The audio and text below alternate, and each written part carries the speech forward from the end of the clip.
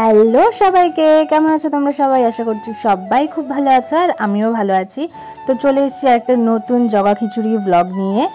জগা খিচুড়ি কেন বললাম, কারণ কি আমি যখনই কোথাও যাই ভাবি যে পুরো স্টার্ট থেকে, যেখান থেকে আমি শুরু করি তো স্টার্ট থেকে আমি স্টার্ট করব। বাট আমি না, আমি তো সবই ভুলে যাই। তো সেরমটাই আজকে আবার আমার সঙ্গে হয়েছে। আমি ভেবেছিলাম আমি আজকে সকাল থেকে যা যা করছি সেটাই তোমাদের সাথে শেয়ার করব, কিন্তু না, আমি তো ভুলে গেছিলাম। তো ফাইনালি আমি আমার বান্ধবীর বাড়িতে চলে এসেছি আর আমাদের আজকে সকালের জমজমাট আড্ডা, যেই আড্ডাটা দিলে আমাদের মন খুব ভালো হয়ে যায়। আর তোমরা দেখতেই পাচ্ছ আমরা সব বান্ধবীগণ এক জায়গায় এসে বসে রয়েছি। তো এখানে হচ্ছে আজকে আমাদের মেনু কড়াইশুঁটির কচুরি। তো আমরা যেহেতু এসেছি শালবনির বাড়িতে, তো শালবনির দায়িত্ব সহকারে কড়াইশুঁটির কচুরির এখন পুরটুর ভরে রেডি করছে আর খুব সুন্দর আমাদেরকে চা কফিও খাইয়েছিল।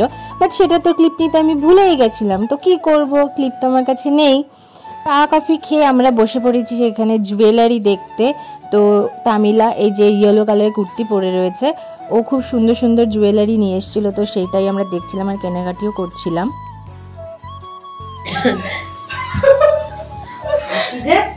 এরকম ভাবে হয়েছে। হ্যালো গাইস, মাঝখানে যিনি আছেন তিনি কিন্তু রান্নার স্রষ্টা। মাঝখানে তিনি আছেন, তিনি কিন্তু রান্নার স্রষ্টা। এরা দুজন কিন্তু মানে শুধু নাম করানোর জন্য পাশে রয়েছে। আমাদেরকে বাড়িতে নিয়ে এসে লুচি ভাজাচ্ছে, তোলাচ্ছে, এইসবই ছাড়বি ভিডিওতে। তারপর এইরকম নিমন্ত্রণ আমরা চাই না, যেখানে এসে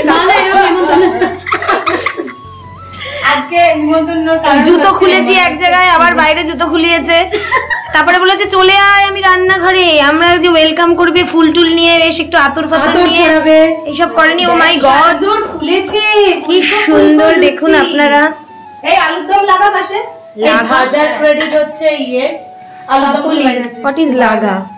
আলুর দম। শোনো বন্ধুগণ, আবার ঘরে বসলাম, ঘরে বলছে এখানে ব্যাগ।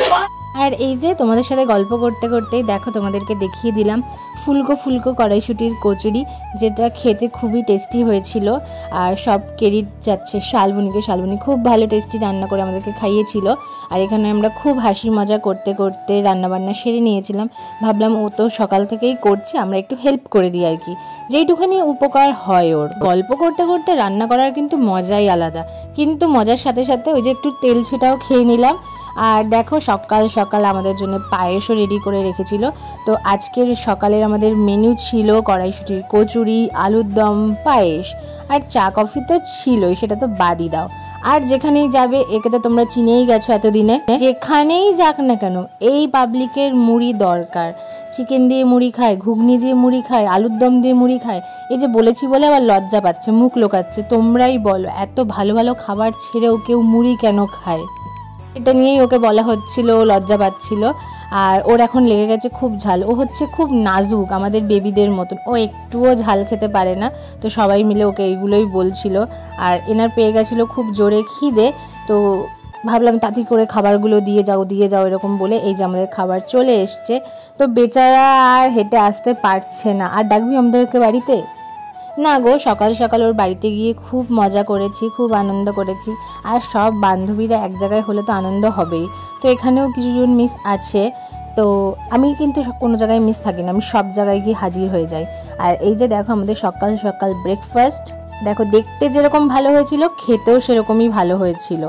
আর এখন সবাইকে সার্ভ করে দেওয়া হচ্ছে। এখন সবাই আমরা গল্প করব, আড্ডা দেবো, দিতে দিতে এখন আমরা আমাদের সকালের ব্রেকফাস্টটা সারবো। সেরে আমরা আবার বেরোবো স্কুলের উদ্দেশ্যে। কেন বলো তো, আমাদের বাচ্চাগুলো তো স্কুলে রয়েছে, বাচ্চারা স্কুলে যায় পড়াশোনা করতে, আর মাগুলো বাইরে বসে কোনো দিন চলে যাচ্ছে কফি খেতে, কোনো দিন চলে যাচ্ছে অন্যের বাড়িতে আড্ডা দিতে। তো এইভাবেই চলে যাচ্ছে আমাদের জীবনটা। ওই রোজঘে লাইফের মধ্যে একটুখানি চেঞ্জেস দরকার, তো সেই চেঞ্জেসটা আমরা সব বন্ধুরা এক জায়গায় হয়ে করি, অনেক দিন বাদে বাদে হওয়া হয় আর কি। তো এখন আমরা সেরে নেবো ব্রেকফাস্ট। সবাই দেখছো খেতে বসেই গেছে। তো চলো তাড়াতাড়ি খেয়ে নিয়ে আবার বাচ্চাদের আনতে যেতে হবে।